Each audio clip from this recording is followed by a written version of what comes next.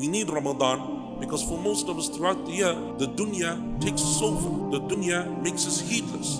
The dunya comes with all of its problems, and even though inshallah we're doing the basics, we're fulfilling our wajibat, but our opportunity to do more, to do the nawafil, to do the optional deeds, to increase in closeness to Allah Azza wa Jal, that is something which very many of us find very difficult to find. But the month of Ramadan brings the opportunity for you to connect to the book of Allah Azza wa Jal, the Qur'an. شهر رمضان الذي أنزل فيه القرآن. This is the month of the Qur'an, the month for you to read and increase in the recitation of the Qur'an, the month of you to start to learn and to understand and to take some of those lessons and principles of the Qur'an that we all need, and we're in dire need of them, so that we can understand how to navigate through the challenges that we are facing. This month of Ramadan, it's a month of sadaqah, it's a month of generosity, it's a month of dua.